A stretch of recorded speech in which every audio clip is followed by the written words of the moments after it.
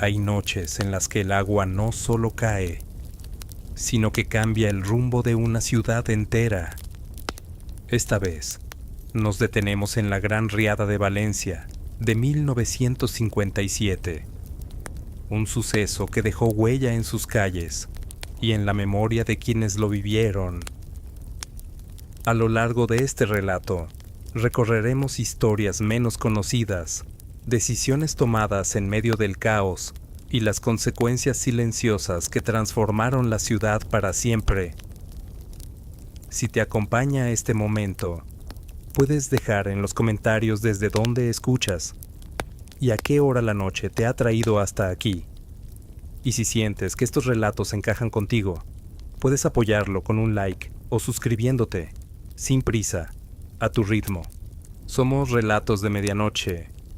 Ahora, deja que el sonido lejano del agua nos guíe y volvamos a aquella noche en la que el río comenzó a desbordarse, lento, pero inevitable. Había ciudades que se construían de espaldas al agua. Valencia, en cambio, se había construido mirándola de frente, aceptando desde sus orígenes que el agua era parte de su identidad más profunda. El río Turia atravesaba la ciudad de oeste a este, dibujando una curva lenta y antigua antes de desembocar en el Mediterráneo. Era un río mediterráneo, de carácter seco durante la mayor parte del año, pero capaz de transformarse por completo cuando las lluvias del interior decidían bajar hacia el mar. A mediados del siglo XX, Valencia era una ciudad de tamaño mediano dentro del panorama español. Con algo más de 400,000 habitantes, en 1957, había crecido de forma notable desde los años 30 y continuaba haciéndolo de manera acelerada. La posguerra había traído consigo una oleada de personas procedentes del campo valenciano y de otras regiones peninsulares, atraídas por las posibilidades que ofrecía la industria ligera, el comercio y los servicios que se iban consolidando en la ciudad. El centro histórico conservaba su trama medieval intacta en muchos tramos. Las calles estrechas del barrio del Carmen, la amplitud de la Plaza de la Virgen, la solidez silenciosa de la catedral y la lonja de la Seda. Más allá del núcleo antiguo, barrios como Ruzafa, Patraix, Benimaclet o La Malvarrosa habían ido creciendo de manera más o menos ordenada durante las décadas anteriores, absorbiendo la población que llegaba en busca de trabajo y vivienda. La ciudad vivía en esos años un momento particular. El régimen franquista había puesto en marcha una serie de políticas económicas autárquicas que empezaban a mostrar sus limitaciones. La vida cotidiana de los valencianos transcurría dentro de los márgenes ajustados que imponía la economía de posguerra. Mercados con géneros escasos, racionamiento que aún se recordaba como algo reciente, salarios modestos y una vida social que se organizaba en torno al barrio, la parroquia y las pequeñas tiendas del entorno inmediato. Era una ciudad que sabía lo que era vivir con poco y que había aprendido a organizarse con los recursos que tenía. Y uno de esos recursos, paradójicamente, era también una fuente de preocupación permanente. El río Turia llevaba siglos conviviendo con la ciudad, no siempre de manera pacífica. El río Turia nace en el sistema ibérico, en las tierras altas de Teruel y Cuenca. Recorre más de 280 kilómetros antes de alcanzar el mar Mediterráneo, siguiendo un trazado que desciende progresivamente desde las tierras del interior hacia la llanura litoral valenciana. Durante la mayor parte de su recorrido, es un río discreto, de aguas someras y cauce amplio, que en los meses de verano puede quedar reducido a un hilo de agua o incluso desaparecer en algunos tramos. Pero el Turia tiene una doble cara. Su cuenca hidrográfica cubre una extensión considerable de tierras en las que el clima mediterráneo puede generar lluvias torrenciales de gran intensidad en otoño. Las llamadas gotas frías, o danas, son fenómenos atmosféricos habituales en el este peninsular durante los meses de septiembre, octubre y noviembre, cuando estas borrascas descargan sobre las tierras del interior, que el agua desciende rápidamente por los barrancos y arroyos hacia el cauce principal del Turia, que puede experimentar crecidas súbitas y de enorme caudal en pocas horas. Esta característica del río no era un descubrimiento del siglo XX. Los valencianos la conocían desde hacía muchos siglos. Los archivos históricos de la ciudad registran inundaciones graves desde la época medieval, con episodios documentados en los siglos XIII, XIV, XV, XVI, XVII y XVIII. Cada vez que el Turia decidía salir de su cauce, las consecuencias para los barrios ribereños podían ser muy serias. La ciudad había aprendido a convivir con esa amenaza a través de diferentes estrategias. Se construyeron diques de contención en algunos tramos. Se reforzaron las riberas.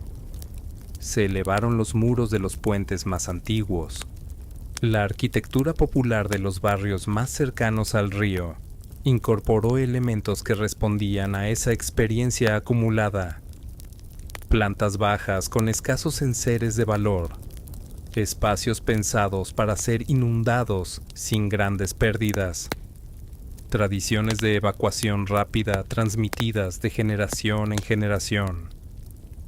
Los puentes de Valencia eran una de las expresiones más visibles de esa relación antigua entre la ciudad y su río. El de Serranos, el del Real, el de la Trinidad, el de Mislata. Cada uno de ellos era un testimonio de las diferentes épocas en que la ciudad había necesitado cruzar el cauce y, a la vez, una defensa simbólica frente a las aguas.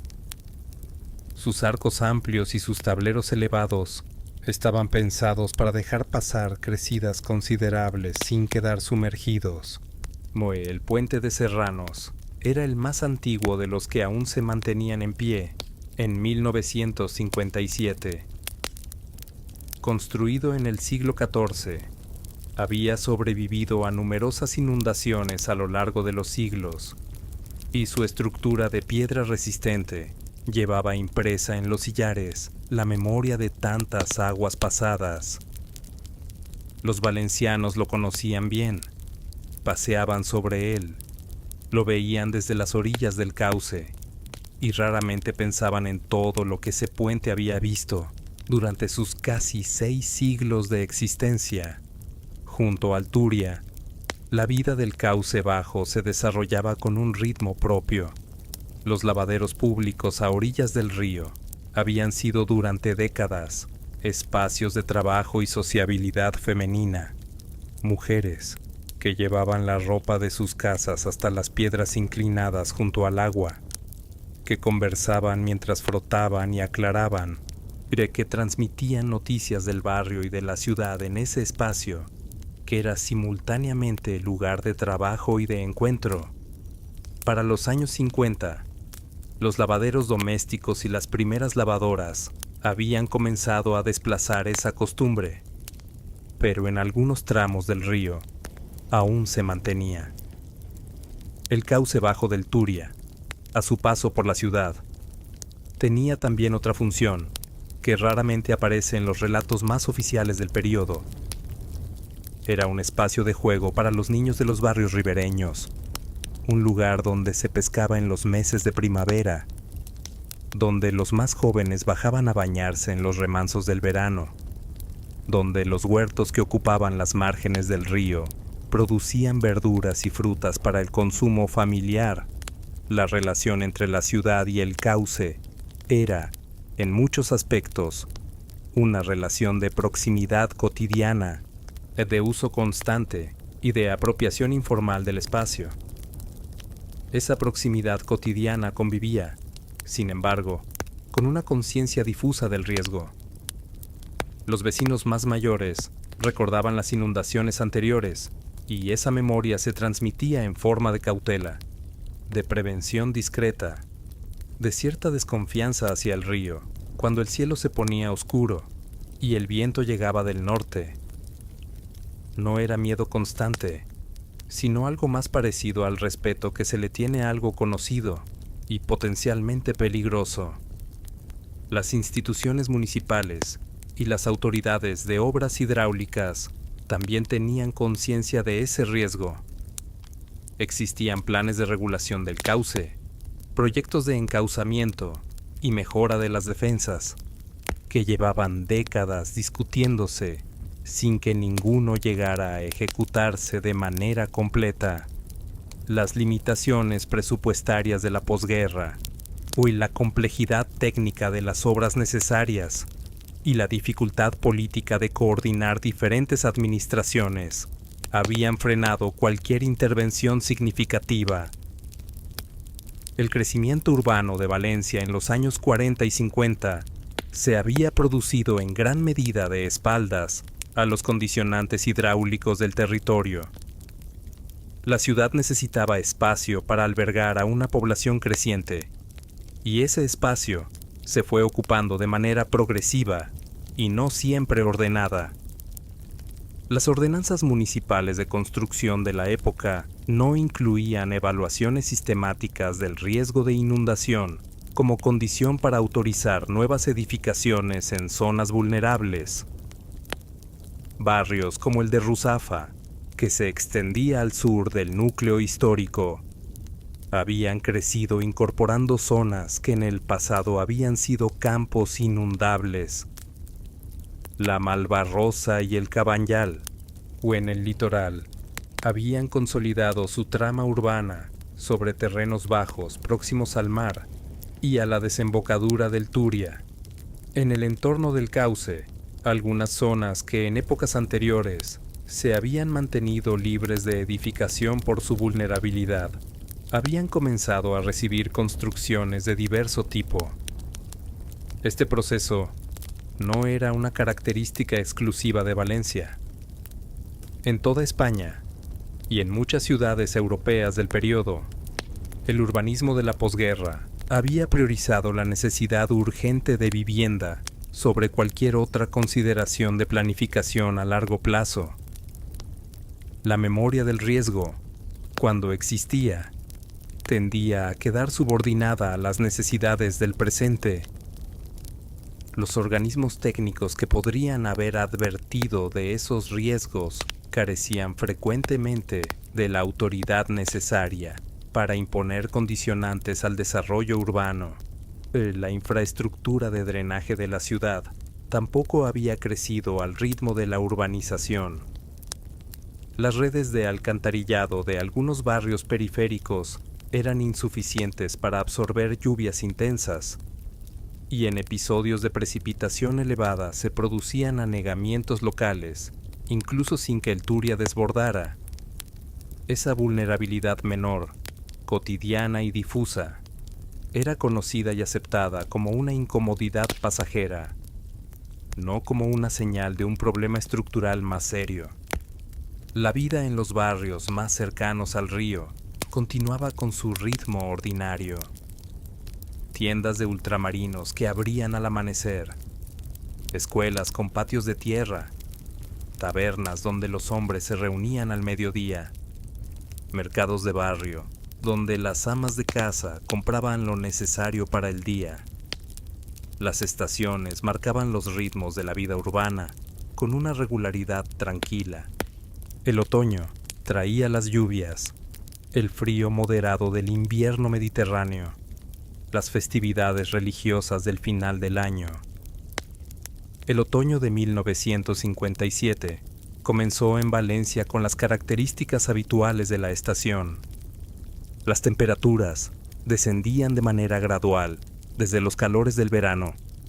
Las horas de luz se acortaban y las primeras lluvias del periodo otoñal llegaban para refrescar una tierra seca después de los meses de estío.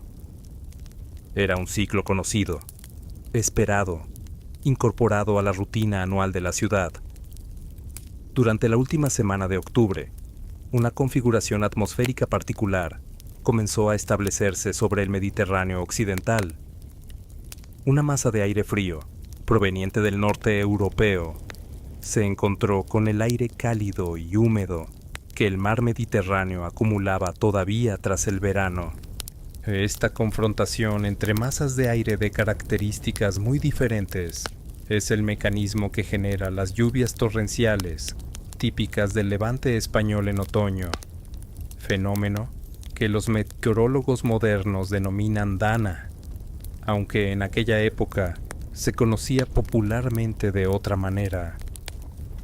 Las precipitaciones que comenzaron a registrarse en las cuencas altas del Turia y sus afluentes durante los días previos al 14 de octubre de 1957 fueron de una intensidad poco habitual. Los pluviómetros de algunas estaciones de la red hidrométrica registraron cantidades de lluvia que superaban con amplitud los valores medios del período. Sin embargo, los sistemas de comunicación y alerta de la época no permitían transmitir esa información de manera rápida y eficaz hasta los servicios técnicos de la ciudad. La red de telegrafía y las comunicaciones telefónicas de la época tenían limitaciones importantes en términos de velocidad y fiabilidad. Los aforos hidrométricos que registraban el nivel del río en los puntos de control, aguas arriba de Valencia, no disponían de sistemas de transmisión automática de datos. La información sobre lo que estaba ocurriendo en la cuenca alta del Turia llegaba a la ciudad con retraso, a través de llamadas telefónicas que debían pasar por centrales manuales, o de telegramas que tardaban horas en ser enviados y recibidos. El día 14 de octubre de 1957, un domingo, la ciudad de Valencia amaneció con cielo nublado y lluvia moderada. Era un día de otoño más, en apariencia. Las familias que habían planeado actividades de domingo en el exterior modificaron sus planes. Los cafés y bares del centro recibieron a más clientes de lo habitual refugiados de la lluvia, y los mercados de los barrios funcionaron con la normalidad propia de un domingo otoñal lluvioso. Hay algo particular en los domingos de las ciudades mediterráneas de mediados del siglo XX, un ritmo más lento que el de los días laborables, una quietud que se extendía sobre las calles del centro, interrumpida solo por el sonido de las campanas de las iglesias, llamando a los fieles a la misa de la mañana. Los barrios se animaban brevemente al mediodía, cuando las familias regresaban de los oficios religiosos, y los bares servían sus vermuts y aperitivos habituales, y luego volvían a aquietarse en las horas de la tarde. Los vecinos de los barrios más cercanos al río notaron durante la tarde del 14 de octubre que el nivel del agua en el cauce había comenzado a subir. Era algo que ya habían visto en otras ocasiones y que no generaba de manera inmediata una alarma particular. El Turia crecía con las lluvias. Eso era conocido. Lo que no podían saber, desde la orilla de la ciudad, era que en la cuenca alta y media del río estaba descendiendo una cantidad de agua extraordinaria. Las horas de la tarde transcurrieron con esa tensión creciente que solo puede apreciarse en retrospectiva. Las aguas del Turia continuaban subiendo, más deprisa de lo que los observadores locales habían visto anteriormente. Algunos vecinos de los barrios ribereños comenzaron a mover objetos valiosos a plantas superiores, a llevar animales domésticos a lugares más altos, a realizar esas pequeñas acciones preventivas que la experiencia transmitida les indicaba que convenía hacer cuando el río subía. En la ciudad, las comunicaciones sobre la situación del río llegaban con irregularidad. Los responsables municipales y las autoridades civiles y militares recibieron durante la tarde informaciones contradictorias o incompletas sobre la magnitud de lo que estaba ocurriendo aguas arriba. La ausencia de sistemas de alerta temprana eficaces era una carencia que se hacía visible en ese momento con toda su crudeza. La riada llegó a Valencia durante las horas de la tarde del domingo 14 de octubre. El agua desbordó el cauce del Turia en varios puntos de la ciudad y comenzó a extenderse por los barrios ribereños con una velocidad que sorprendió a quienes no habían podido prever la magnitud del fenómeno. Las aguas atravesaron calles, entraron en edificios, cruzaron plazas y alcanzaron zonas de la ciudad que en episodios anteriores de desbordamiento no habían sido afectadas. El agua que se extendió por los barrios de Valencia durante aquella tarde y aquella noche no era solo agua. Llevaba consigo sedimentos, ramas, objetos que habían sido arrastrados por la corriente desde puntos más alejados, detritos de las orillas del cauce. A medida que se alejaba del cauce y perdía velocidad, ese material iba depositándose en las calles, en los portales, en los patios interiores de las casas. Una capa de lodo oscuro que en algunas zonas alcanzaba decenas de centímetros de espesor. Las historias de aquellas horas son numerosas y variadas. Familias que pasaron la noche en las plantas superiores de sus casas, sin saber con exactitud qué estaba ocurriendo fuera, escuchando el sonido del agua en la oscuridad. Personas mayores que no podían subir escaleras y que fueron ayudadas por vecinos. Propietarios de pequeños comercios que vieron cómo el género que habían acumulado con esfuerzo durante meses quedaba arruinado en pocas horas. Talleres artesanales, con sus herramientas y maquinaria enterradas bajo el barro. Hubo también historias de colaboración y de ayuda mutua que rara vez aparecen en los relatos oficiales del evento. Vecinos que ayudaron a vecinos a rescatar objetos, a evacuar a personas de mayor edad o con problemas de movilidad, a buscar a familiares de quienes no tenían noticias. Los barrios afectados desarrollaron en aquellas horas una solidaridad de emergencia que funcionó de manera informal, sin coordinación institucional, simplemente porque la gente que vivía próxima encontró la manera de ayudarse. Los comerciantes de los barrios afectados enfrentaron la situación con una variedad de respuestas. Algunos habían tenido tiempo de llevar su mercancía a lugares más altos dentro de sus establecimientos o de sacar al exterior los elementos más valiosos. Otros no habían podido o no habían creído necesario hacerlo y perdieron gran parte de su negocio. Para los pequeños comerciantes de la época, que frecuentemente trabajaban sin seguros ni respaldo financiero significativo, esas pérdidas podían significar años de trabajo destruidos. La noche del 14 de octubre fue larga para quienes la vivieron en los barrios afectados. El agua fue retrocediendo de manera gradual durante las horas siguientes, pero el proceso fue lento. Y la oscuridad añadía una dificultad adicional a cualquier intento de evaluar la situación o de actuar. Las velas y los candiles eran la fuente de luz en muchos hogares, porque el suministro eléctrico había quedado interrumpido en amplias zonas de la ciudad. La riada de octubre de 1957 afectó a diferentes barrios y zonas de la ciudad con intensidades variables. Los más próximos al cauce del Turia, en su tramo urbano, recibieron las aguas con mayor fuerza y profundidad. El barrio de Campanar, al noroeste, y los territorios situados en torno a la curva que el río describía al atravesar la ciudad, estuvieron entre los primeros en ser alcanzados por el desbordamiento. El barrio del Carmen, el más antiguo de la ciudad, vivió la riada desde una posición particular, y sus calles estrechas y su trama medieval actuaron de manera ambivalente. En algunos tramos, la estrechez de las calles canalizó el agua con cierta velocidad, lo que redujo la altura que alcanzó en el interior de los edificios.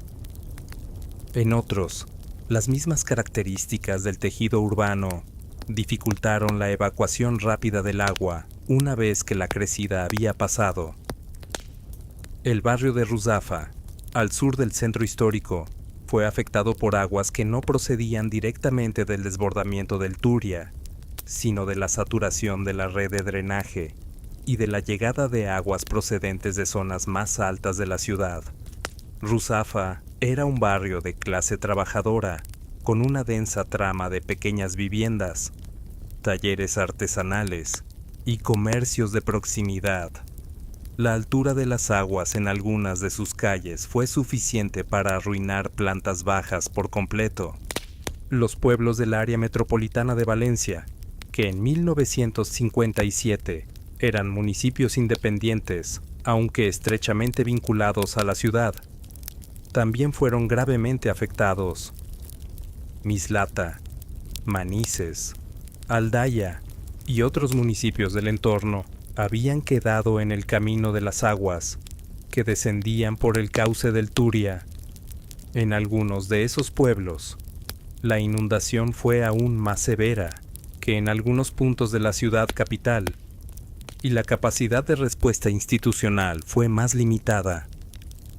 El área de la huerta valenciana que rodeaba la ciudad experimentó también consecuencias significativas.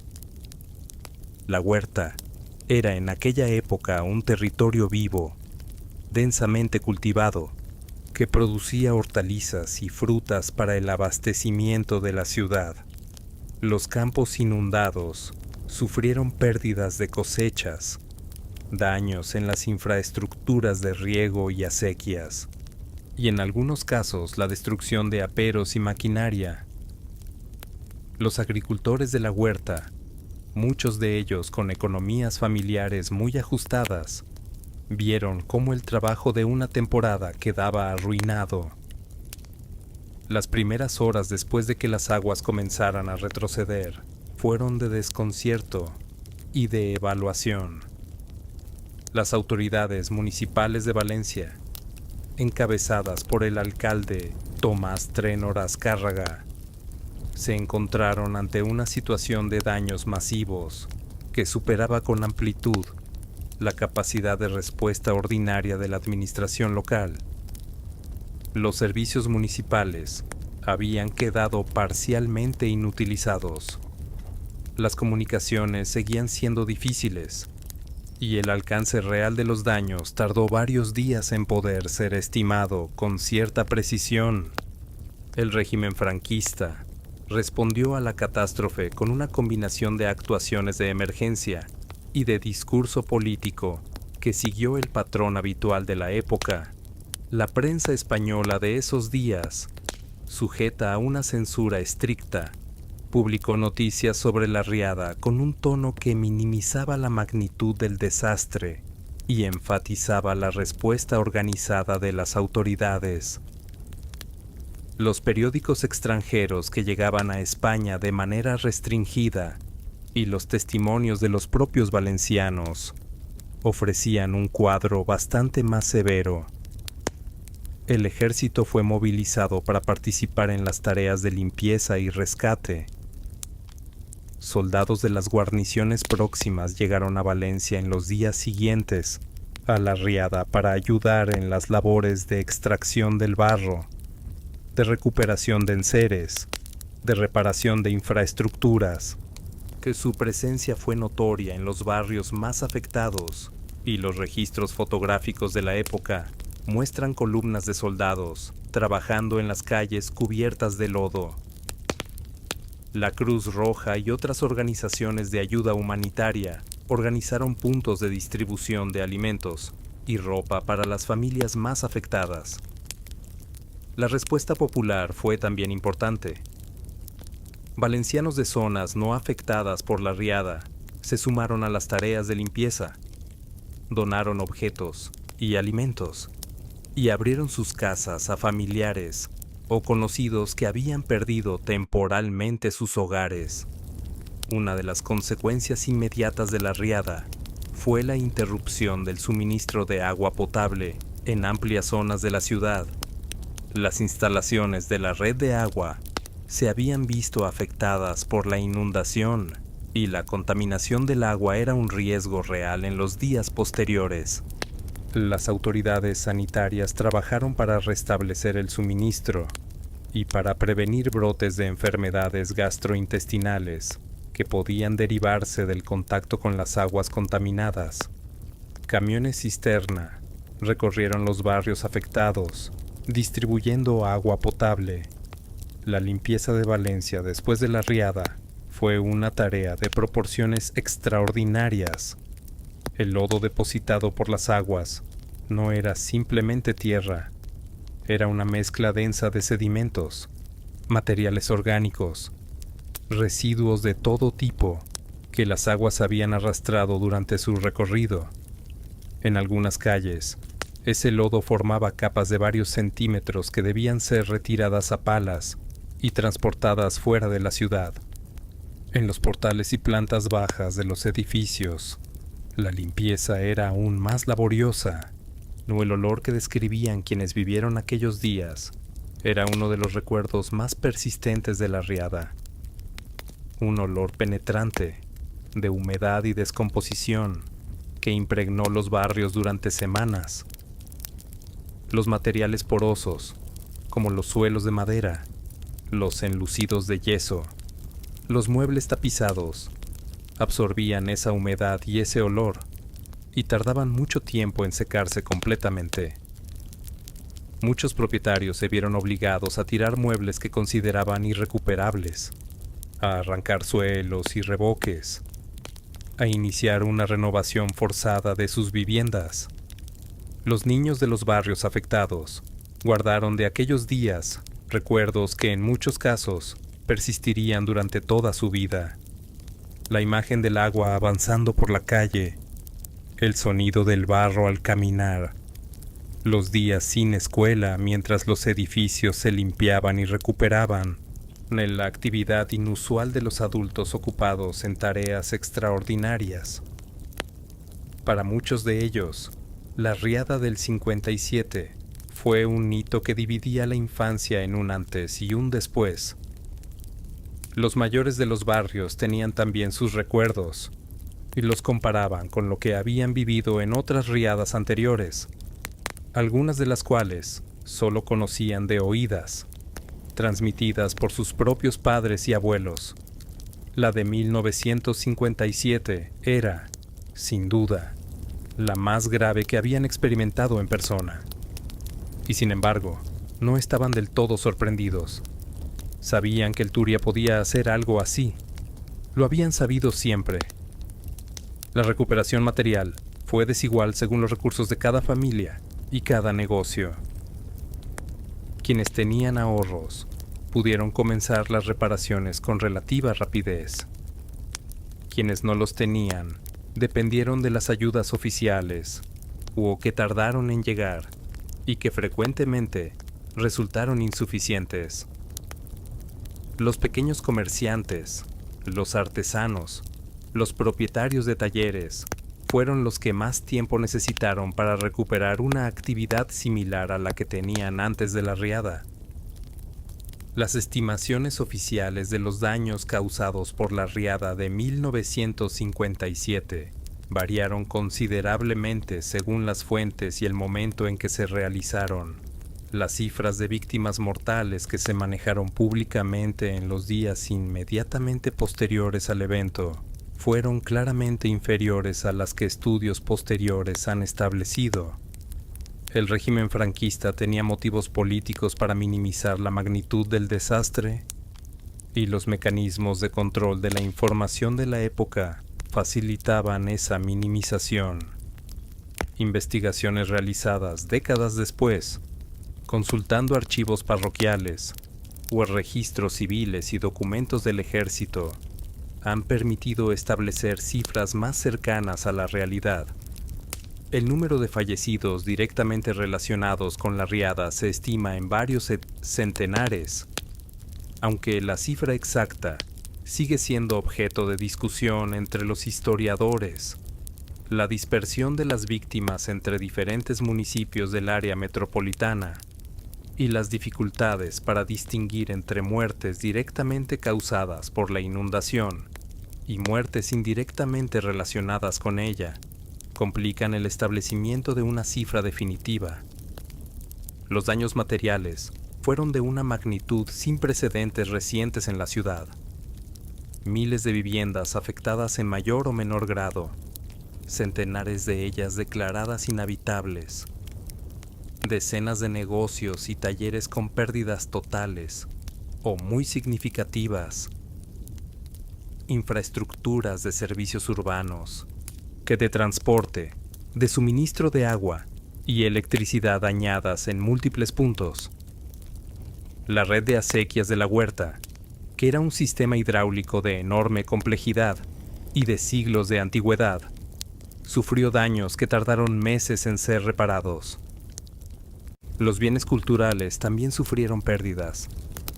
Archivos privados de familias, documentos de comercios y asociaciones, objetos personales, de valor sentimental, irreemplazables.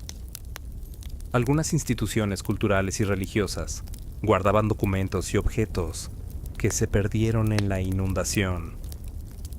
Esas pérdidas, que no aparecen en las estadísticas de daños económicos, constituyen una fracción del patrimonio colectivo que desapareció para siempre.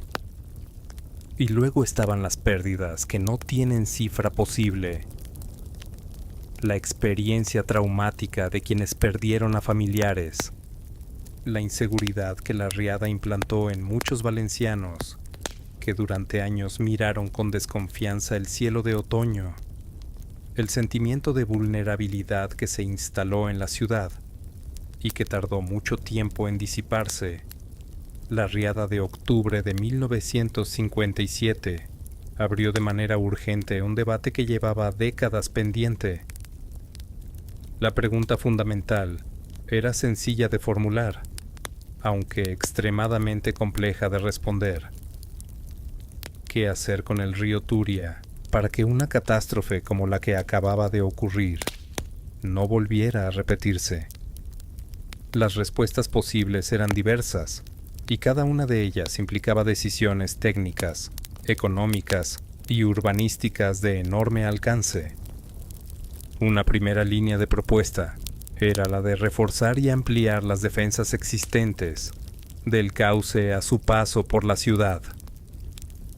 Elevar los muros de contención, dragrar el lecho del río para aumentar su capacidad hidráulica, mejorar los diques en los puntos más vulnerables. Era una solución relativamente convencional, que seguía la lógica de las intervenciones que se habían realizado en épocas anteriores, y que tenía la ventaja de no alterar de manera radical la relación de la ciudad con su río.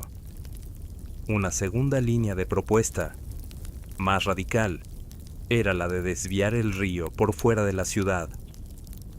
Si el Turia dejaba de pasar por el centro urbano, el problema de las inundaciones desaparecería por definición.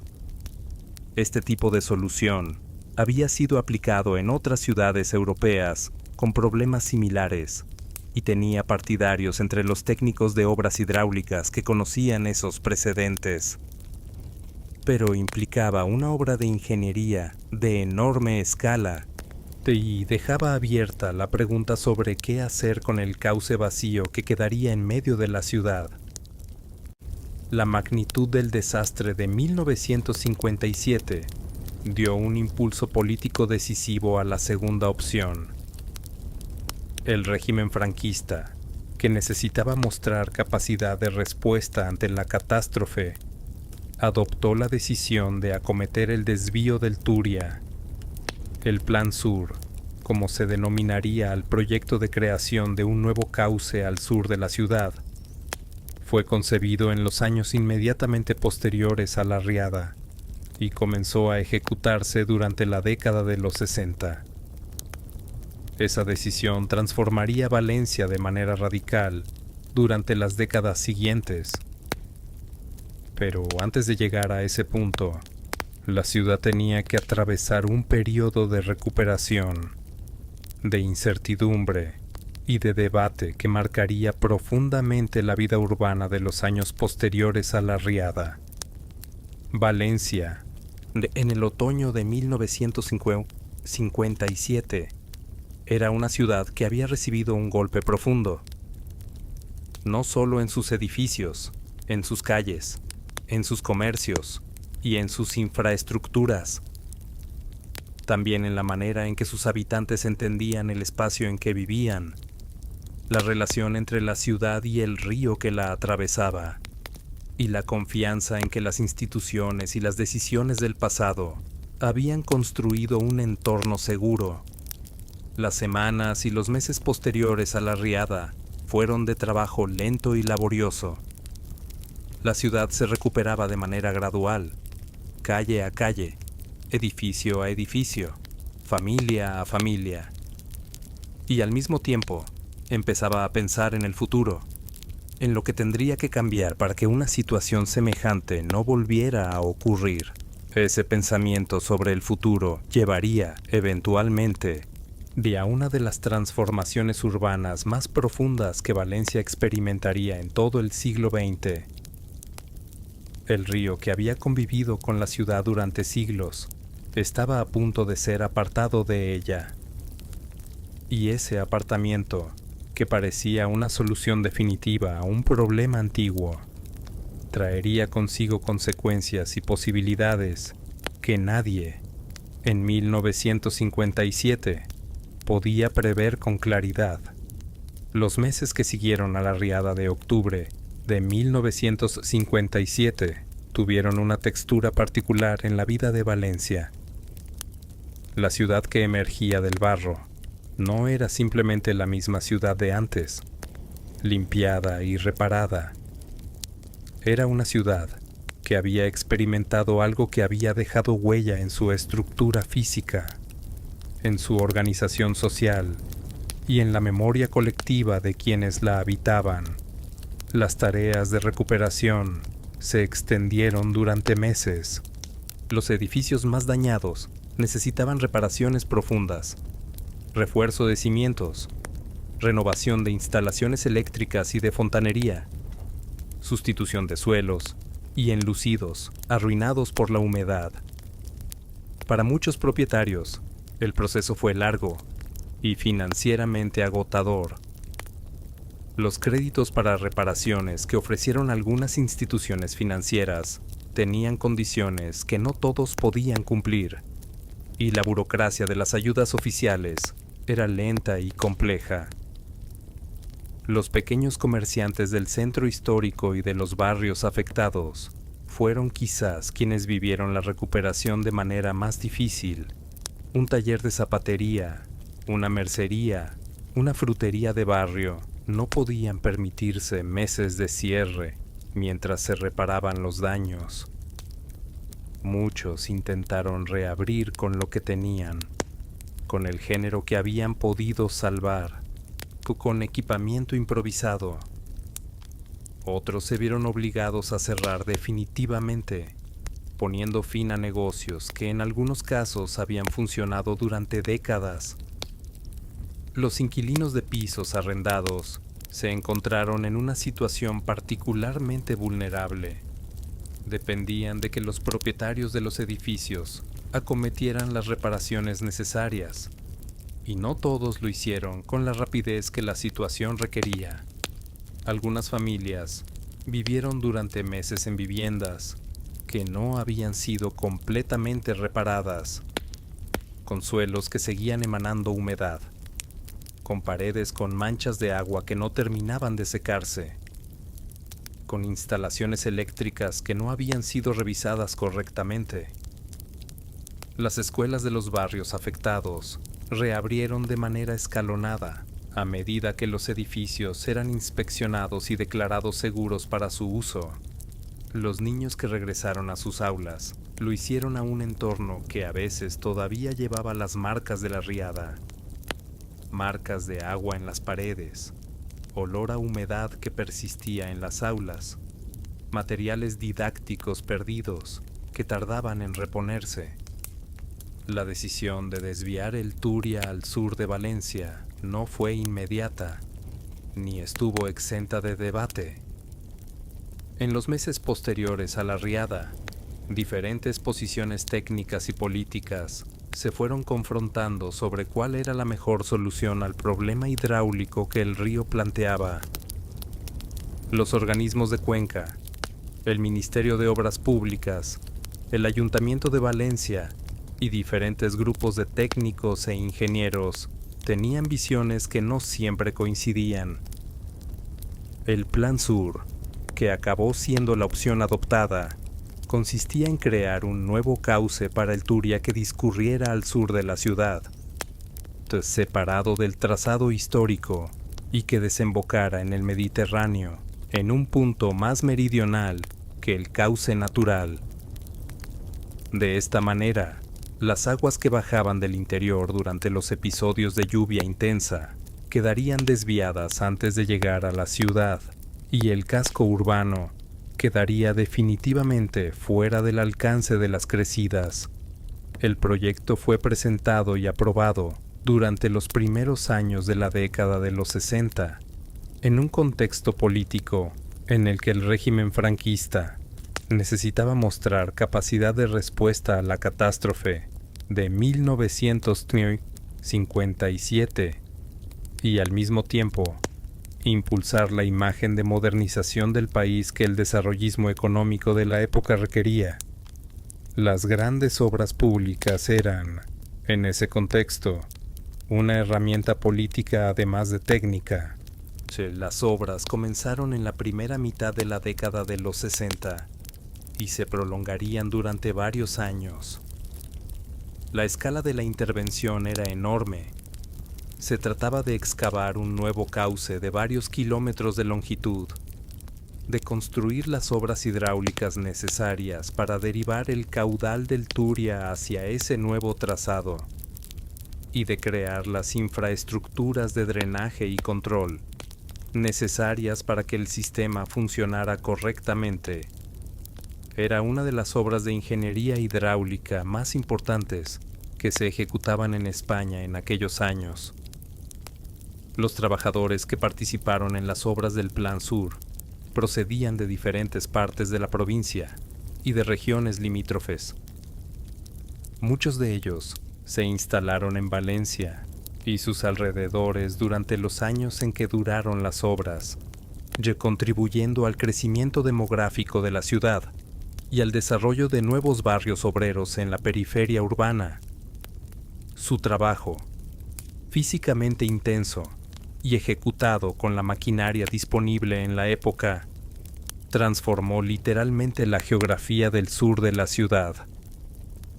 Cuando el nuevo cauce del Turia entró en funcionamiento y las aguas del río quedaron definitivamente desviadas, la ciudad de Valencia se encontró ante una situación sin precedentes. En el corazón del tejido urbano, cruzándolo de parte a parte, había quedado un espacio vacío de dimensiones extraordinarias. El antiguo lecho del río, con sus riberas, sus márgenes, sus puentes históricos, transformado de repente en un territorio sin función aparente. El debate sobre qué hacer con ese espacio sería uno de los más significativos de la historia urbanística valenciana. Las posibilidades eran múltiples y representaban visiones muy diferentes sobre cómo debía ser la ciudad del futuro. Una opción, defendida por algunos planificadores y por sectores del poder político de la época, era convertir el antiguo cauce en una autovía urbana. La ciudad crecía, el tráfico rodado aumentaba, y un eje viario de varios kilómetros en el centro de Valencia resolvería problemas de movilidad que se hacían cada vez más evidentes. Otra opción, apoyada por arquitectos, urbanistas y por una parte de la ciudadanía, era convertir el espacio en un gran parque urbano que devolviera a la ciudad un área verde de dimensiones extraordinarias, Valencia era, en comparación con muchas ciudades europeas, de tamaño similar, una ciudad con escasez de espacios verdes públicos, de calidad. El antiguo cauce ofrecía la posibilidad de remediar esa carencia de manera radical. La primera opción, la de la autovía, llegó a tener respaldo político suficiente para que en algunos tramos del antiguo cauce se iniciaran obras de pavimentación e infraestructura viaria. Durante un periodo de varios años, parecía que Valencia se encaminaba hacia la solución de la autopista urbana. Las obras ejecutadas en algunos tramos del cauce durante la primera mitad de los años 70 respondían a esa lógica. Pero la historia del antiguo cauce del Turia tomó un rumbo diferente. La movilización ciudadana a favor de la opción del parque fue ganando fuerza a lo largo de los años 70, coincidiendo con el proceso de apertura política que acompañó los últimos años del franquismo y la posterior transición democrática. La frase que circuló en esos años entre los valencianos que defendían el parque tiene un peso histórico especial. El río es nuestro y lo queremos verde. La decisión de convertir el antiguo cauce del Turia en un parque urbano se consolidó durante los primeros años de la democracia municipal en Valencia, a partir de las elecciones de 1979. El nuevo ayuntamiento democrático adoptó el proyecto del parque como una de sus prioridades urbanísticas y comenzó el proceso de planificación y ejecución de lo que sería una de las transformaciones urbanas más singulares de la Europa de las últimas décadas del siglo XX. El Jardín del Turia, como se denominó el nuevo espacio, se extendería a lo largo de los 9 kilómetros del antiguo cauce a su paso por la ciudad, desde el punto donde el río era desviado hacia el nuevo cauce al sur, hasta la desembocadura en el Mediterráneo. Su ancho variable, que en algunos puntos superaba los 200 metros, ofrecía una superficie total de parque de decenas de hectáreas en pleno centro urbano. El diseño del parque fue encomendado a diferentes equipos de arquitectos y paisajistas para distintos tramos, lo que dio lugar a un espacio heterogéneo, con áreas de carácter diferente a lo largo de su recorrido. Zonas de jardín formal con plantas mediterráneas, áreas de deporte y esparcimiento, espacios de juego infantil, sectores con vegetación más natural, zonas de estudio y descanso. La variedad de usos y de paisajes dentro del mismo parque creó una experiencia urbana rica y compleja.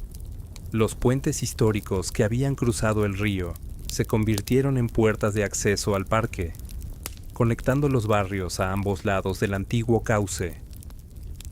El puente de Serranos, el del Real, el de la Trinidad y todos los demás adquirieron una nueva función en el paisaje urbano. Ya no cruzaban un río activo, sino que se tendían sobre un jardín, ofreciendo vistas hacia abajo de un espacio verde en lugar de sobre un cauce de agua.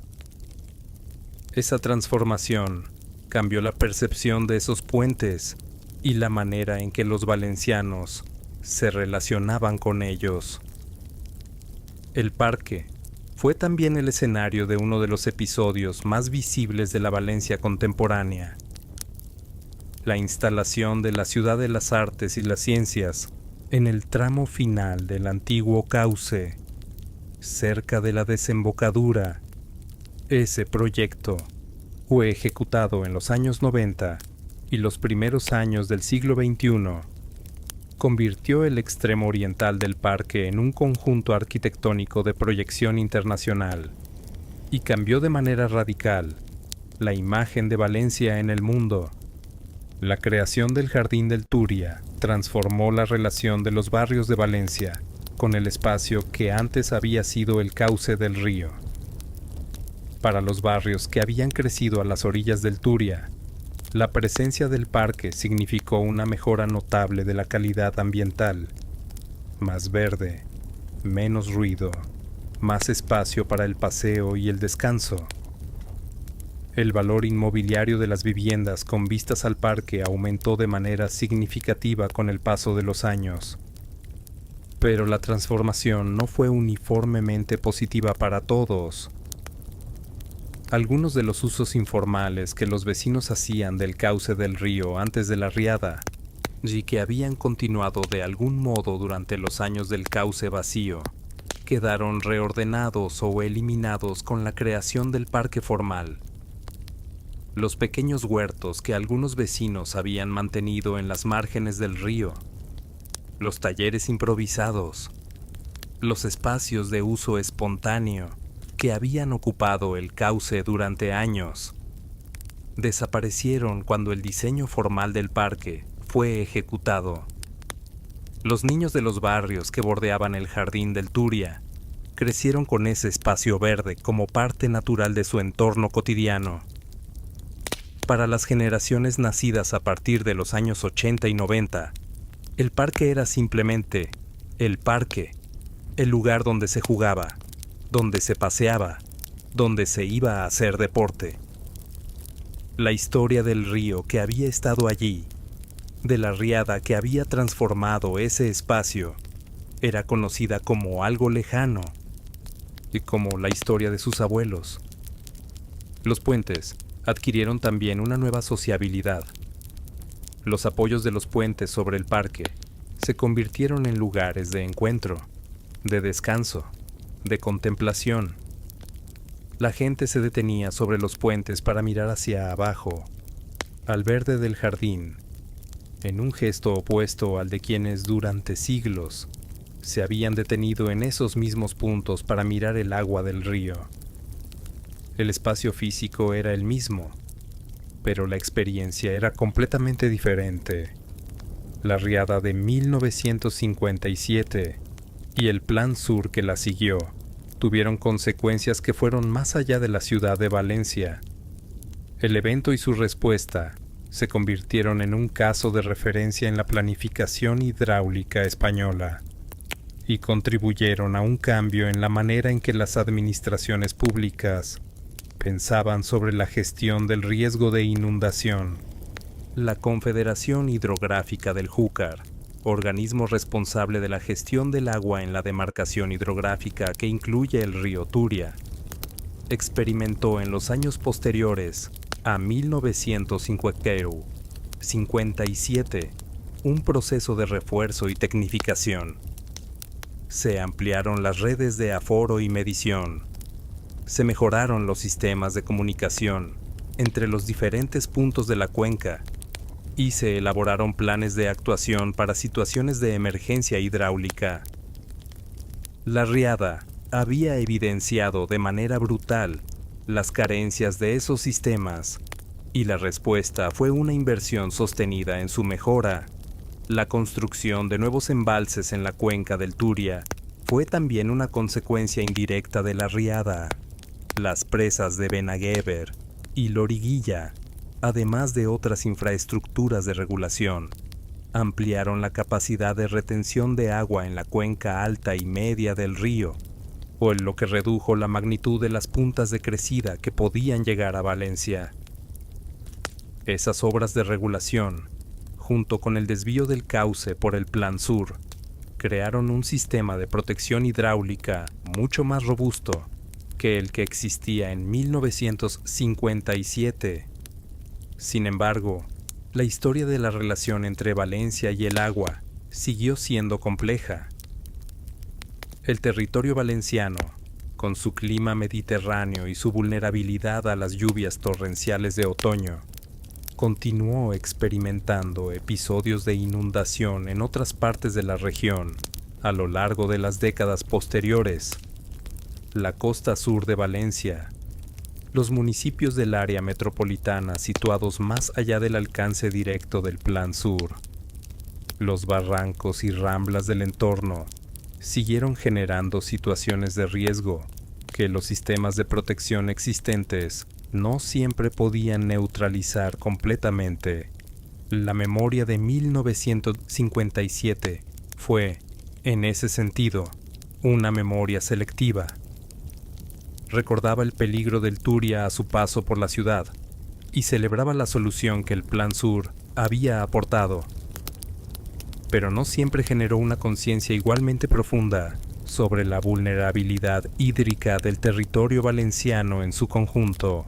La riada de 1957 aceleró procesos de transformación urbana que en algunos barrios habrían tardado décadas en producirse de manera espontánea. La necesidad de reparar y renovar edificios dañados fue aprovechada en algunos casos para ejecutar mejoras que los propietarios o las instituciones habían pospuesto durante años. Nuevas instalaciones eléctricas sustituyeron a cableados antiguos y peligrosos. Sistemas de fontanería modernizados reemplazaron tuberías que llevaban décadas en servicio, y fachadas renovadas sustituyeron a enlucidos deteriorados. El barrio de Ruzafa, que había experimentado daños significativos en la riada, vivió durante los años 60 y 70 un proceso de densificación y renovación parcial.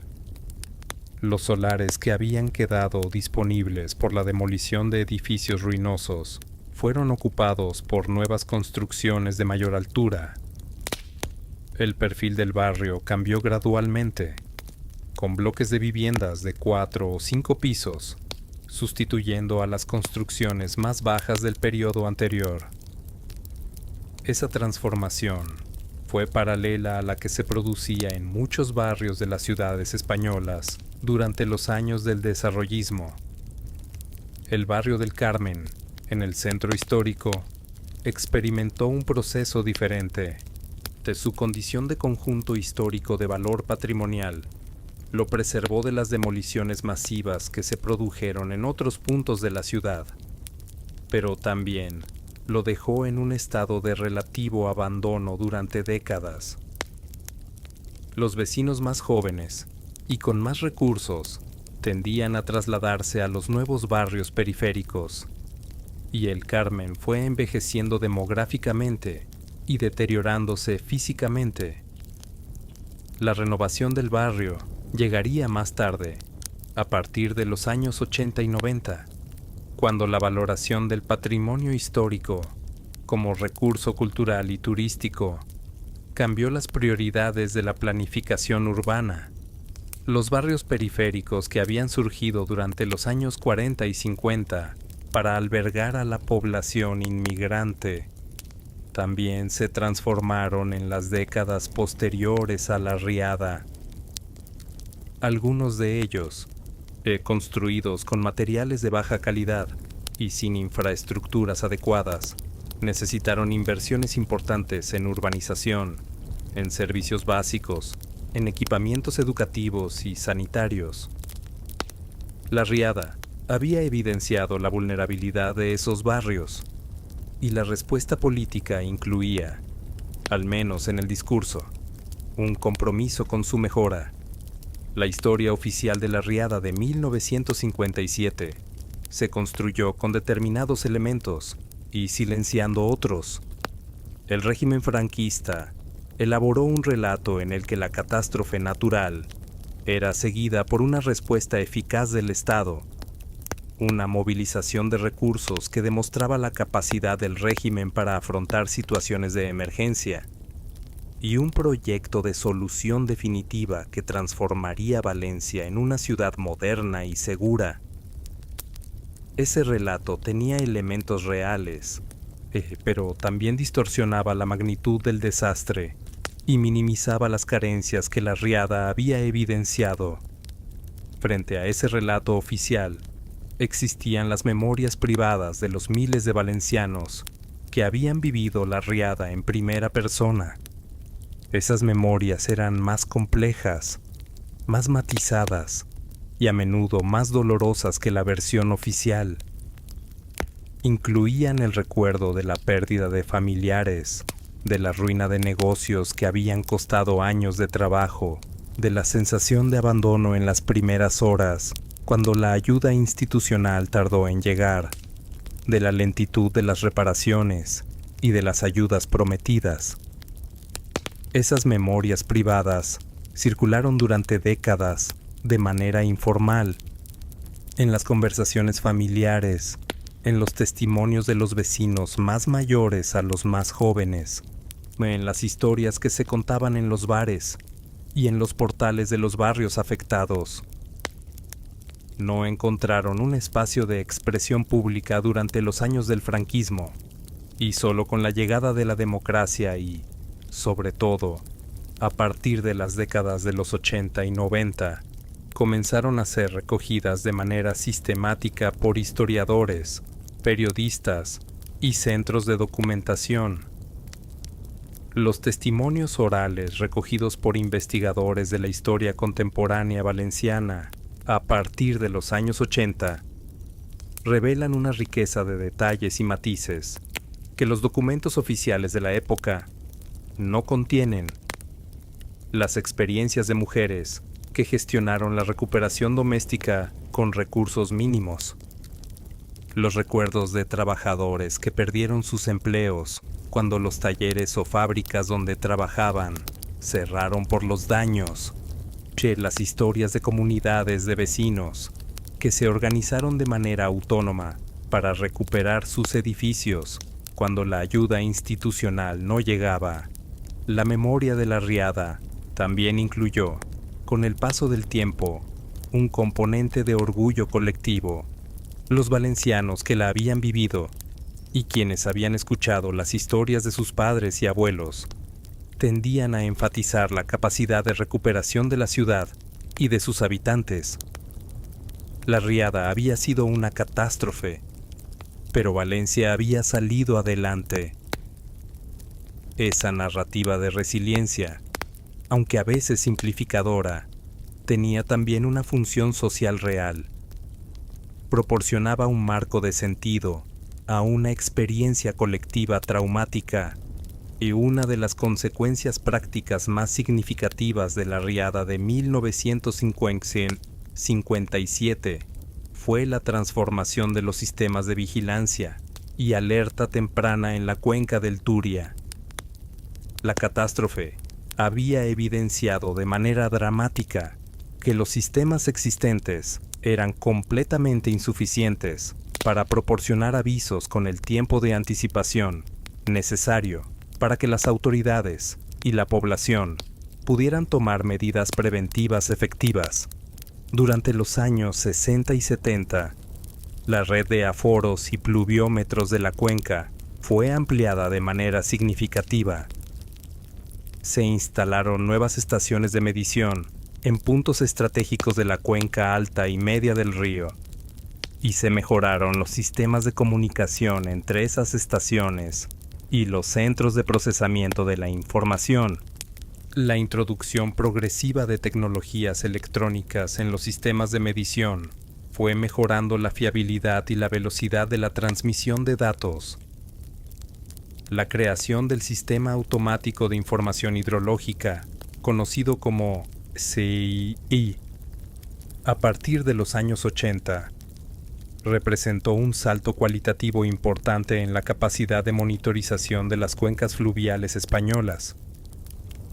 Valencia y la cuenca del Turia fueron parte de esa modernización tecnológica que permitió disponer de información en tiempo real sobre los niveles del río y las precipitaciones en toda la cuenca, con actualizaciones que podían llegar a ser de minutos.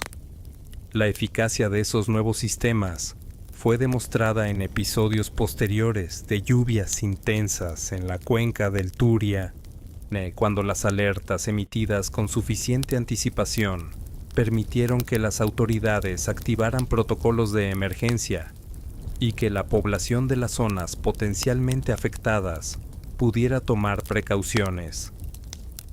La diferencia entre la situación de 1957, cuando el agua llegó a Valencia sin que nadie en la ciudad tuviera información anticipada sobre su magnitud, y la de episodios posteriores, cuando los sistemas de alerta funcionaron razonablemente bien, era llamativa.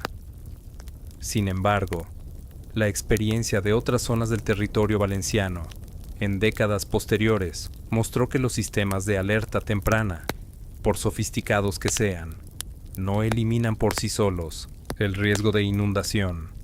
Son una herramienta necesaria, pero insuficiente, si no van acompañados de planes de actuación claros, de comunicación eficaz a la población y de una ordenación territorial que evite la ocupación de zonas de alto riesgo. La riada de 1957 tuvo también consecuencias importantes para la huerta valenciana, ese territorio agrícola periurbano que rodeaba la ciudad, y que era, en aquellos años, tanto un espacio productivo fundamental como un paisaje cultural de enorme valor. La huerta producía la mayor parte de las verduras y hortalizas que se consumían en la ciudad y abastecía a mercados más lejanos. Sus sistemas de riego, basados en la red de acequias que la comunidad de regantes del Turia administraba desde hacía siglos, eran un ejemplo de gestión colectiva del agua de notable sofisticación. Los daños en la red de acequias de la huerta fueron muy significativos. Las aguas de la riada habían arrastrado sedimentos, roto muros, obstruido canales. La recuperación del sistema de riego fue una prioridad para los agricultores de la huerta, que dependían de él para poder sembrar las cosechas de invierno. El trabajo de limpieza y reparación de las acequias fue colectivo, organizado por las propias comunidades de regantes con la ayuda de las administraciones. La riada no fue, sin embargo, la única presión que la huerta valenciana experimentó en esos años. El crecimiento urbano de Valencia y de los municipios del área metropolitana comenzaba a ocupar tierras que hasta entonces habían sido campos de cultivo. El proceso de conversión de suelo agrícola en suelo urbano, que se aceleraría durante los años del desarrollismo económico de los 60 y 70, fue reduciendo gradualmente la extensión de la huerta y transformando el territorio periurbano de Valencia de manera irreversible. La riada de 1957 y las transformaciones urbanas que la siguieron contribuyeron a ese proceso de manera indirecta. Las obras del Plan Sur, que discurrían al sur de la ciudad, atravesaron territorios de huerta y requirieron la expropiación de terrenos que habían sido campos de cultivo. Los nuevos barrios que se construyeron en el entorno del nuevo cauce ocuparon zonas que hasta entonces habían sido parte del cinturón agrícola de la ciudad. La geografía del territorio valenciano cambió de manera profunda y acumulativa durante las décadas posteriores a la riada. La riada de 1957 no tardó en encontrar expresión en la cultura valenciana. La literatura, la fotografía, el teatro y más tarde el cine incorporaron el evento como elemento de sus narrativas, explorando sus diferentes dimensiones. La experiencia humana del desastre, la solidaridad y la resistencia de los valencianos, las consecuencias a largo plazo para la ciudad y sus habitantes. Los fotógrafos que documentaron la riada en tiempo real o en sus consecuencias inmediatas produjeron un archivo visual de enorme valor histórico. Sus imágenes, que mostraban las calles inundadas, el barro en los barrios, los trabajos de limpieza y recuperación, los rostros de los afectados, se convirtieron en la manera en que generaciones posteriores de valencianos visualizarían el evento. Algunas de esas fotografías alcanzaron una circulación muy amplia y se han convertido en iconos de la memoria histórica de la ciudad. La literatura valenciana de las décadas posteriores incorporó la riada como trasfondo o como elemento central de muchas obras. Novelas que situaban sus historias en el Valencia de la posguerra incluían la riada como contexto inevitable de la vida de sus personajes. obras de teatro que exploraban la memoria histórica valenciana, encontraban en el evento de 1957 un momento de condensación de tensiones sociales y políticas. La narración oral, en la tradición de los contadores de historias que mantenía viva en los barrios valencianos, incluyó la riada entre los temas recurrentes. Las fallas, la celebración cultural más arraigada en la identidad valenciana, encontraron también en la riada un tema de referencia en diferentes ediciones. Los monumentos falleros, que cada año elaboran una crítica satírica de la actualidad y de la historia reciente, incluyeron en varias ocasiones referencias al evento de 1957 y a sus consecuencias. Esa incorporación en la expresión cultural más popular y arraigada de Valencia fue una manera de integrar la memoria de la riada en el tejido más profundo de la identidad colectiva. Con el paso de los años, la riada de 1957 fue siendo objeto de una atención académica creciente.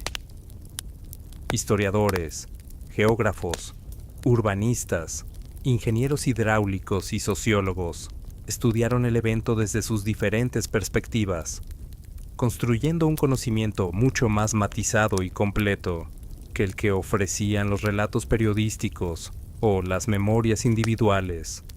Esos estudios contribuyeron a una comprensión más profunda, tanto de las causas y consecuencias del desastre, como de los procesos de recuperación y transformación que lo siguieron. La historia del antiguo cauce del Turia tiene un capítulo final, o quizás simplemente el más reciente, en la construcción de la Ciudad de las Artes y las Ciencias, en el tramo terminal del Jardín del Turia, próximo a la desembocadura del antiguo río. Ese proyecto, concebido a partir de los años 80 y ejecutado principalmente durante los 90 y los primeros años del siglo XXI, transformó el extremo oriental del parque en un conjunto arquitectónico de carácter singular. El Palau de les Arts, Reina Sofía, el Museu de les Sciences Príncep Felip, el Hemisfèric, el Umbracle, el Oceanographic. Cada uno de esos edificios, diseñados en su mayoría por el arquitecto valenciano Santiago Calatrava, supuso una intervención de gran escala en el espacio del antiguo cauce. Sus formas, influidas por referencias biológicas y estructurales de gran originalidad, no crearon un paisaje arquitectónico que no tiene equivalente en ninguna otra ciudad española. La decisión de situar ese conjunto cultural y científico en el antiguo cauce del Turia no fue casual. Respondía a una lógica urbanística que buscaba regenerar el extremo oriental del parque, que había quedado en un estado menos desarrollado que el resto del jardín, y convertirlo en un motor de actividad cultural, turística y económica. El éxito de esa apuesta, al menos en términos de proyección internacional de Valencia, fue notable. Pero la Ciudad de las Artes y las Ciencias también generó debates sobre el modelo de ciudad que representaba. Algunos urbanistas y ciudadanos señalaron que la monumentalidad de esas intervenciones contrastaba con las necesidades no satisfechas de barrios populares de la ciudad, que seguían teniendo carencias en equipamientos básicos. La inversión en arquitectura espectacular para atraer turismo y notoriedad internacional era, en esa perspectiva, una elección de prioridades que no todos los valencianos compartían. Esos debates, que siguen activos en Valencia, reflejan tensiones que están presentes en muchas ciudades contemporáneas. La tensión entre el desarrollo orientado a la competitividad y la imagen internacional, y el desarrollo orientado a la calidad de vida cotidiana de los residentes. El antiguo cauce del Turia, ese espacio liberado de las aguas por la catástrofe de 1957 y por el esfuerzo de ingeniería del Plan Sur, se ha convertido en el escenario físico en el que esas tensiones se expresan de manera más visible en Valencia. La riada de 1957 no solo cambió la ciudad de Valencia, planteó preguntas sobre la relación entre los asentamientos humanos y los procesos naturales que siguen siendo completamente pertinentes en el siglo XXI. Preguntas sobre cómo se gestiona el riesgo de inundación, sobre cómo se transmite la memoria del riesgo a las generaciones que no lo han experimentado en primera persona, sobre cómo se equilibran las necesidades de desarrollo urbano con la necesidad de preservar el territorio de usos que lo hacen más vulnerable. La experiencia de Valencia con el Turia es un caso de estudio que ha sido analizado en diferentes contextos académicos y de planificación. La solución del Plan Sur, de que consistió en desviar el río para proteger la ciudad, es una solución técnica que resolvió el problema específico que planteaba el Turia a su paso por la ciudad, pero que no puede considerarse una receta universal. La geografía, la hidrología y el contexto urbano de cada ciudad son únicos, y las soluciones que funcionan en un contexto no son necesariamente las más adecuadas en otro. Lo que sí puede extraerse de la experiencia valenciana como enseñanza de alcance más general es la importancia de la planificación preventiva, de la inversión en sistemas de alerta temprana y de una ordenación territorial que tenga en cuenta los riesgos naturales antes de que se produzcan los desastres. La riada de 1957 fue, en muchos sentidos, un desastre anunciado. El riesgo era conocido. Las limitaciones de los sistemas de protección también lo eran. Sin embargo, la intervención no se produjo hasta que la catástrofe se materializó. La historia del Turia y de Valencia es también la historia de la capacidad humana para adaptarse a entornos difíciles, para construir soluciones técnicas a problemas complejos y para transformar el espacio físico de las ciudades en respuesta a los desafíos que plantean. El Jardín del Turia es el largo parque verde que recorre la ciudad. Es el testimonio más visible de esa capacidad. Un espacio que nació de una catástrofe y que se convirtió en uno de los elementos más queridos del paisaje urbano valenciano.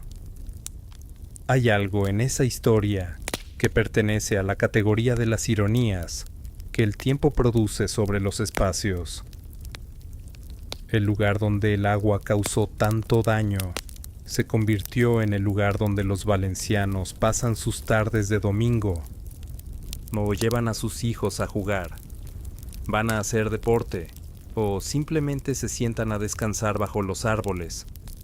El río que durante siglos fue una amenaza latente, se ha convertido, en su ausencia, en uno de los espacios más apreciados de la ciudad. Las ciudades tienen memorias que no siempre se expresan en monumentos o en fechas conmemorativas.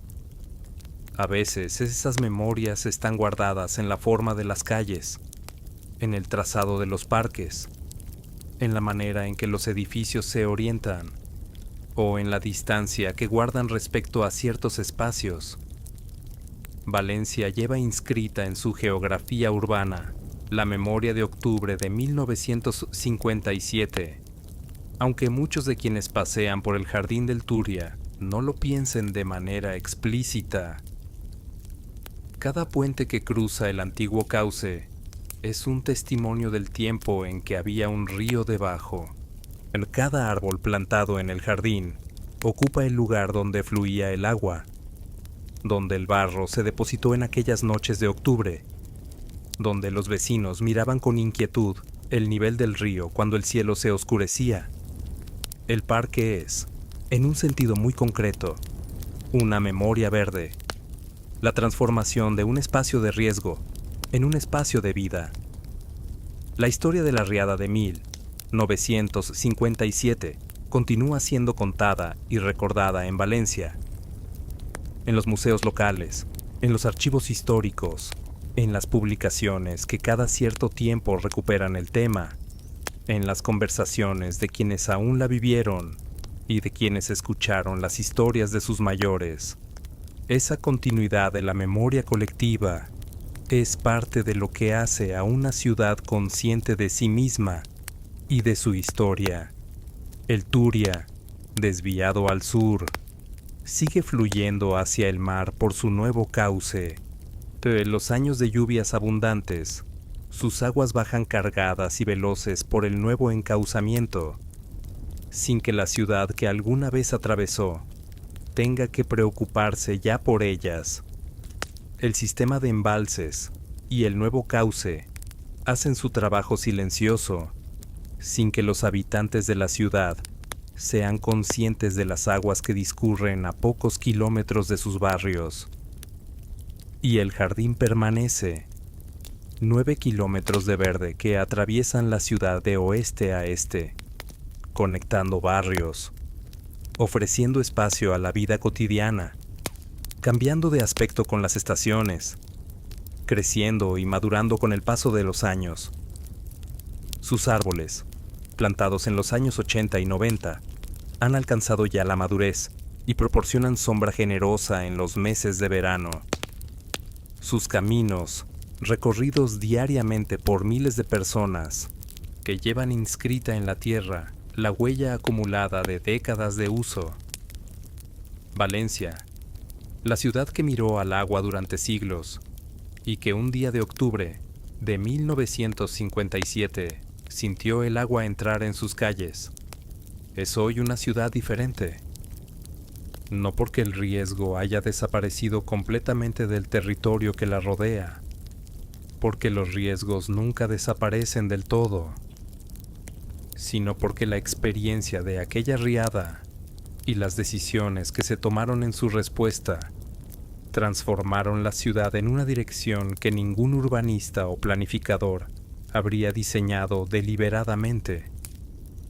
Esa es, quizás, la lección más profunda que deja la historia del Turia y de Valencia, que las ciudades se transforman a menudo no por la ejecución de grandes planes preconcebidos, sino por la respuesta a los eventos inesperados, a las crisis que obligan a repensar lo que se daba por supuesto, o a las catástrofes que revelan las fragilidades ocultas de lo construido, y que de esas transformaciones, cuando se gestionan con sensibilidad y con visión de largo plazo, pueden surgir espacios y posibilidades que nadie imaginaba cuando todo comenzó. Esto fue una historia de relatos de medianoche. Gracias por la escucha en silencio desde distintos lugares del mundo. En los comentarios pueden dejarnos desde qué ciudad o país acompañan estas historias y también compartir sugerencias sobre futuros episodios, personajes, civilizaciones, acontecimientos o épocas que merezcan ser exploradas en próximos relatos.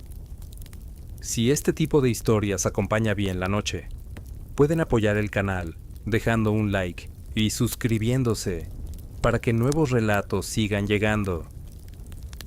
Leemos atentos todos los mensajes. De poco a poco se va formando una pequeña comunidad que disfruta aprender historia de manera tranquila, pausada y casi hipnótica. Gracias por acompañar este viaje a través del pasado. Nos encontramos en la próxima historia.